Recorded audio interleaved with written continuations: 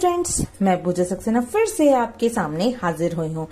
आपको इन्फॉर्मेशन देना चाहती हूँ कि यूपी बोर्ड में प्रीवियस ईयर्स के अनसॉल्व्ड क्वेश्चंस का भी एक सेट आता है। जैसा कि मैंने आपके सामने रश्मि पब्लिकेशन जो कि मेरठ के हैं, ये पब्लिकेशन मेरठ का है, इसको सामने रख रखा है जो कि आपको आराम से मिल जाएगा।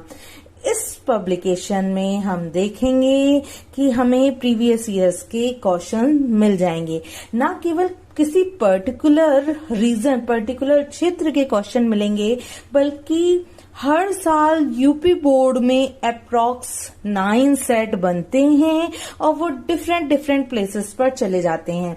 अब हमें नहीं पता कि हमारे पास कौन सा सेट आने वाला है, तो हमें कमांड सभी क्वेश्चंस पर करनी है।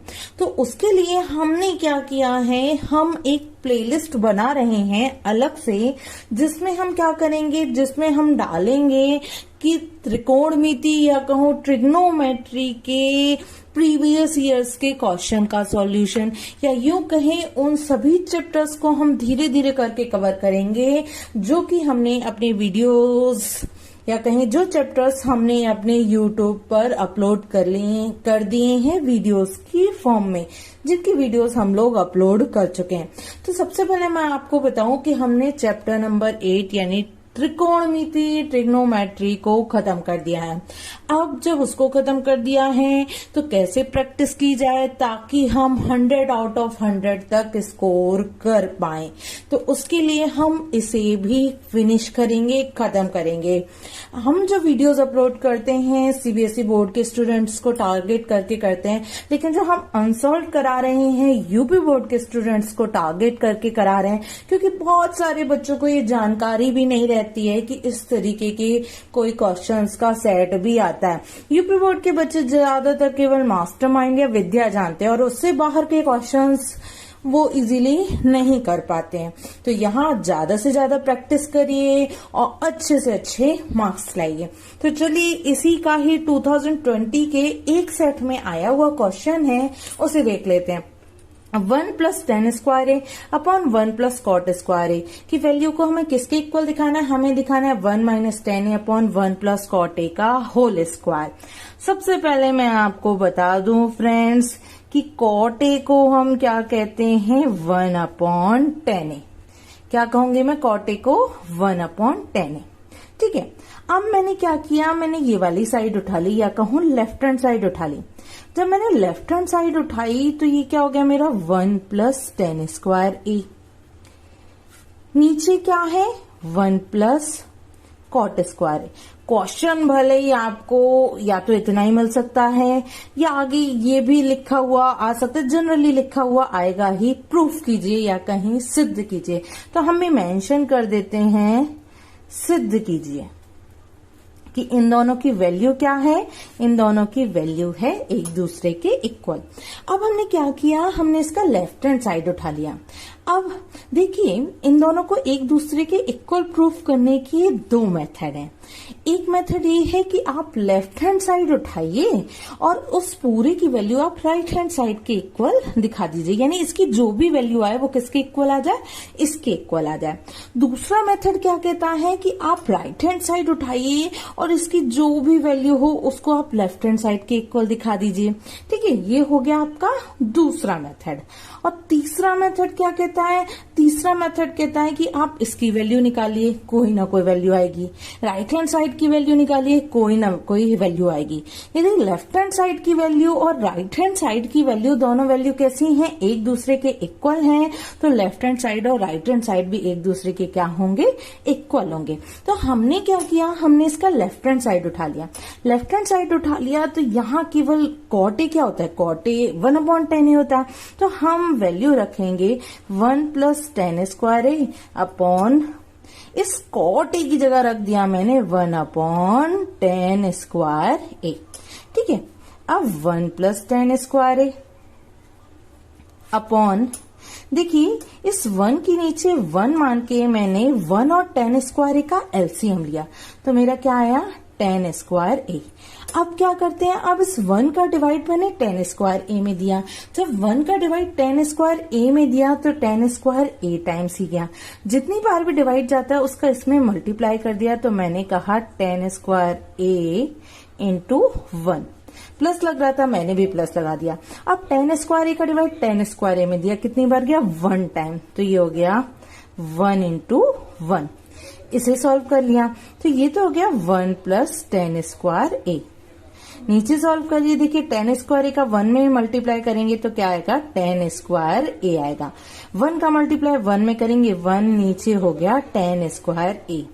जैसे कि मैं आपको बताऊं 2 को मैं नहीं लिख सकती 2/1, तो ऐसे ही 1 प्लस टेन स्क्वायर को लिख सकती हूँ 1 प्लस टेन स्क्वायर अपॉन ए, 1 प्लस टेन स्क्वायर ए अपॉन 1। अब हमें पता है अंदर का अंदर और बाहर का बाहर मल्टीप्लाई कर देते हैं। तो हमने क्या किया, हमने मल्टीप्लाई किया तो मेरा आ गया टेन स्क्वायर ए इंटू 1 प्लस टेन स्क्वायर ए। अपॉन में इन दोनों का मल्टीप्लाई किया तो 1 इंटू 1 प्लस टेन स्क्वायर ए। अब देखिए ये दोनों तो आपस में कैंसिल हो गए। मेरा क्या आंसर आ गया, टेन स्क्वायर ए अपॉन 1, यानी मेरी लेफ्ट हैंड साइड की वैल्यू आई है टेन स्क्वायर ए। अभी मैं यहाँ नहीं पहुंच पाई हूँ तो कोई बात नहीं। अब आप क्या कीजिए, राइट हैंड साइड की राइट हैंड साइड क्या था मेरा, राइट हैंड साइड था मेरा 1 minus ten a upon 1 minus cot a का होल स्क्वायर। ठीक है फ्रेंड्स, अब मुझे तो पता है ना कि कॉट ए क्या होता है। कॉट ए होता है फ्रेंड्स 1 अपॉन टेन ए। फुल मार्क्स स्कोर करने का एक ही तरीका है, यदि कुछ भी जानते हो उसे मेंशन करो ताकि एग्जामिनर को भी पता चले कि आप ये चीज जानते हो। अब यहाँ 1 minus ten a upon 1 minus cot a के प्लेस पे मैं लिख सकती हूँ 1 अपॉन टेन ए, और क्या कर दिया, मैंने चढ़ा दिया इसका स्क्वायर। अब क्या करूंगी मैं, 1 माइनस टेन ए, इसको तो एज इट इज रखा मैंने, यहाँ नीचे 1 मान के फ्रेंड्स मैंने एलसीएम ले लिया 1 और टेन ए का, जो कि मेरा आ गया टेन ए। ठीक है, 1 का डिवाइड टेन ए भी दिया, टेन ए टाइम्स गया, टेन ए का इस 1 में मल्टीप्लाई कर दूंगी तो ये हो जाएगा टेन ए इंटू 1। माइनस था, मैंने माइनस लगा दिया। टेन ए का डिवाइड टेन ए में दिया, 1 टाइम गया, 1 का मल्टीप्लाई इस 1 में करूंगी तो ये हो जाएगा 1 इंटू 1। पूरे पे स्क्वायर चढ़ रहा है, मैंने भी स्क्वायर चढ़ा लिया।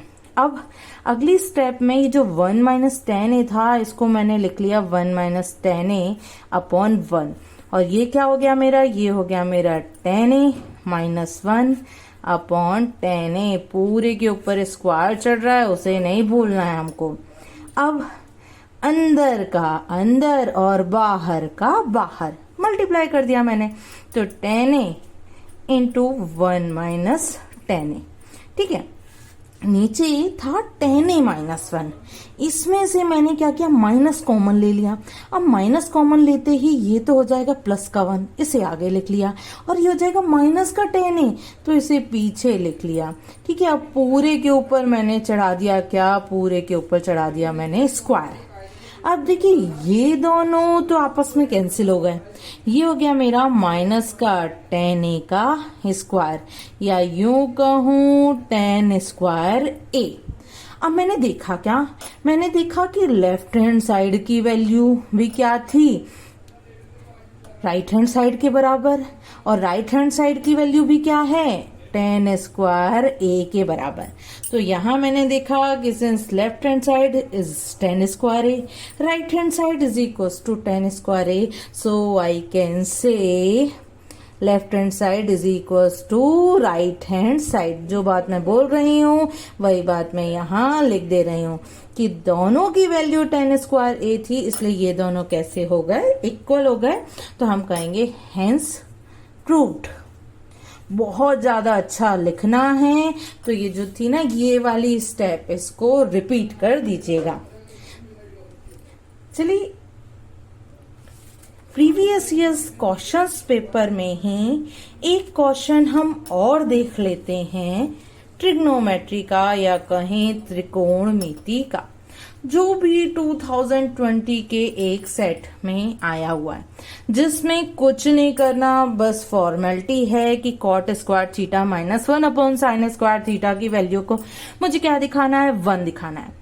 मुझे पता है, क्या पता है, एक तो मैंने पिछले वाले में बताया कि कॉट थीटा क्या होता है, 1 अपॉन टेन थीटा, लेकिन इसकी जरूरत नहीं है। क्यों? क्योंकि मुझे क्या दिखाई दे रहा है, साइन थीटा, यानी मुझे कॉट थीटा की वैल्यू चाहिए in terms of sine theta and cos theta. तो मैं आपको बता दूं कि टेन थीटा तो होता है sine theta upon cos theta, और वहीं कॉट थीटा क्या होता है, इसका रिवर्स, यानी कॉस थीटा अपॉन में साइन थीटा।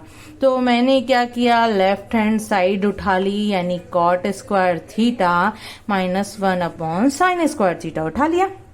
अब इसकी वैल्यू मुझे -1 के इक्वल कर दिखानी है। यदि मैं इसकी वैल्यू -1 के इक्वल दिखा पाई तो मैं क्या कहूंगी कि भाई इसकी वैल्यू क्या है, -1 है, ये सिद्ध हो गया।